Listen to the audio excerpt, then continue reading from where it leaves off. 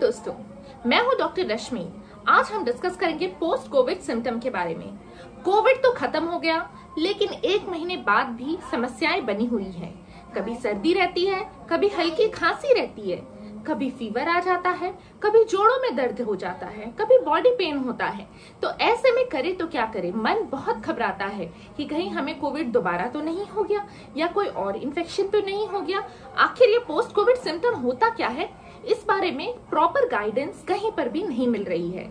तो ऐसे में मुझे उम्मीद है कि मेरी वीडियो आपके काम जरूर आएगी, तो आप इसे पूरा देखिए। मैं हूँ डॉक्टर रश्मि, बेबी केयर लाइफ पर। तो चलिए शुरू करते हैं। तो सबसे पहले मैं आपको बताना चाहूंगी कि जो पोस्ट कोविड सिम्टम होते हैं, ये वो सिम्टम होते हैं जो कोविड खत्म होने के 1 महीने बाद भी डेवलप हो जाते हैं और कभी कभी तो 2 महीने या 3 महीने तक भी बने रहते हैं। जैसे जैसे कोविड पे और ज्यादा रिसर्च सामने आ रही हैं, ये क्लियर होते जा रहा है कि कोविड ऐसी बीमारी नहीं है कि जो 14 दिन में खत्म हो जाए, बल्कि उसके कुछ सिम्टम्स लंबे समय तक बने रहते हैं।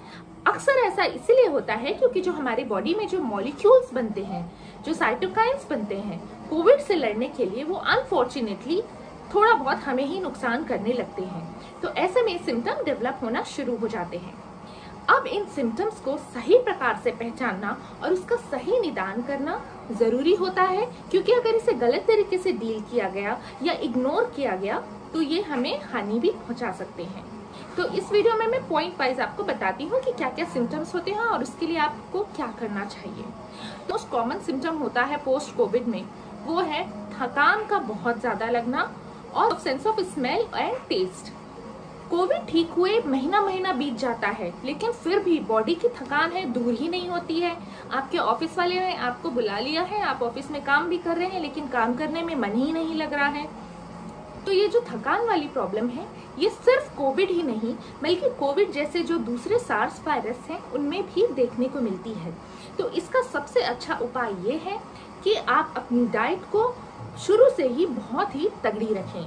आप ज्यादा से ज्यादा प्रोटीन्स लें, तली सब्जियां ना लें, मिर्च मसाला ना लें, फ्रूट्स लें, जूसेस लें, ज्यादा से ज्यादा लिक्विड डाइट लें।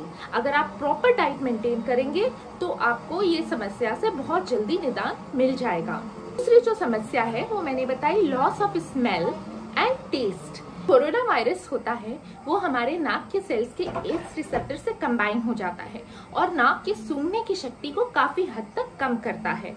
ये बात बहुत ही कॉमन है। मैं डिटेल इसका पैथोलॉजी में नहीं जाना चाहूंगी क्योंकि वो काफी कॉम्प्लेक्स हो जाएगा, इसलिए मैं आपको बहुत ही शॉर्ट में बता रही हूँ। तो अब इससे हम छुटकारा कैसे पाएं, क्योंकि ये काफी डिस्ट्रेसिंग होता है। पेशेंट को लगता है कि हमारे साथ कुछ गड़बड़ है, हम क्यों नहीं स्मेल कर पा रहे, हम क्यों नहीं टेस्ट कर पा रहे।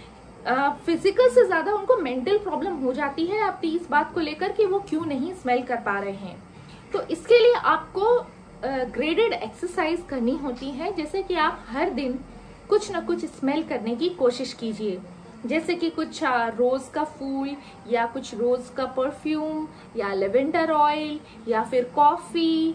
इस तरीके की चीजों को आप धीरे धीरे सूंघने की कोशिश कीजिए और आप अपनी नाक के जो नर्व्स हैं उनको एक तरीके से एक्सरसाइज करा रहे हैं ताकि वो वापस से अपनी शक्ति को रीगेन कर सके। तो इसमें भी काफी लंबा वक्त लगता है, 1 से 2 महीने तक भी लगता है, लेकिन ये देखा गया है कि अक्सर हमारी सेंस ऑफ स्मेल और सेंस ऑफ टेस्ट एक न एक दिन वापस आ जाती है, यानी कि वो परमानेंट डैमेज नहीं है। तो इसमें बहुत ज्यादा घबराने की या बहुत ज्यादा टेंशन लेने वाली बात नहीं है। अब जो तीसरा जो मोस्ट कॉमन सिम्टम है वो है खांसी बनी रहती है। बहुत सारे लोग कहते हैं हमें कोविड की दवा लिए हुए 1 महीने से ज्यादा समय हो गया है, हमारी खांसी बनी हुई है, ठीक नहीं हो रही है, हम क्या करें, हमें दोबारा सीटी कराना चाहिए, हमें दोबारा कोविड टेस्ट कराना चाहिए। इस तरीके से मन में काफी विचार आते हैं। तो अगर आपका कफ हल्का हल्का रहता है, यानी कि बहुत ज्यादा आपको कफ नहीं होता है, या फिर रात को सोने के समय कफ एकदम अचानक से नहीं बढ़ जाता है, या तो आपकी नींद नहीं खुल रही है, सांस लेने में अगर कोई तकलीफ नहीं है, तब तक तो ठीक है, वो कफ थोड़े दिन बाद सबसाइड हो जाएगा। उसके लिए तब तक आप क्या कर सकते हैं कि आप कफ के लिए कफ सिरप ले सकते हैं, ड्राई कफ के लिए ड्राई कफ सिरप ले सकते हैं और स्टीम इनहेलेशन आपको करना है 2 से 3 बार। लेकिन अगर आपको बहुत ज्यादा कफ हो रहा है, कफ लेते समय चेस्ट में पेन हो रहा है, या फिर सोते सोते आपकी नींद खुल जा रही है, या फिर सांस लेने में तकलीफ हो रही है, शरीर नीला पड़ जा रहा है, तो ये डेंजर साइन है। ऐसे में आपको डॉक्टर को दिखाना चाहिए। तो तीसरा जो हो गया, हमने जो डिस्कस किया वो है कफ। अब हम चौथे सिम्टम पे आते हैं जो बहुत कॉमन है, वो है हेडेक और फीवर। लोग कहते हैं हमें फीवर है मैम, हमारा फीवर उतर ही नहीं रहा है। और जब वो फीवर होता कितना है, वो कुछ होता है 99 होता है, 99.2, 99.3।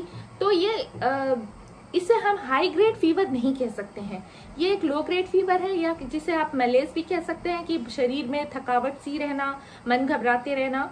तो ये भी एक पोस्ट कोविड सिम्टम है जो काफी लंबे समय तक बना रहता है। तो इसमें भी बहुत ज्यादा घबराने वाली बात नहीं है, आपके डॉक्टर आपको सिम्टोमेटिक ट्रीटमेंट देते रहेंगे। लेकिन अगर आपका फीवर 100 से ऊपर, 101 से ऊपर जाता है, तब ये डेफिनेटली घबराने वाली बात है और इसमें डॉक्टर से कंसल्ट कर लेना चाहिए। क्योंकि जब कोविड हमें हाल फिलहाल में हुआ है तो हमारी इम्यूनिटी काफी कम हो गई रहती है, तो ऐसे में हमें दूसरे इन्फेक्शन लगने के भी चांसेस रहते हैं। हो सकता है हमें और कोई इन्फेक्शन लग गया हो जिसकी वजह से फीवर आ रहा हो। तो इस बात का आप ध्यान रखें, अगर हाई ग्रेड फीवर है तो आप अपने डॉक्टर से कंसल्ट करें, और अगर लो ग्रेड फीवर है तो बहुत ज्यादा घबराने वाली बात नहीं है। हालांकि मैं आपको एडवाइस करूंगी कि आप अपने डॉक्टर के टेलीफोनिक टच में तो रहें ही रहें।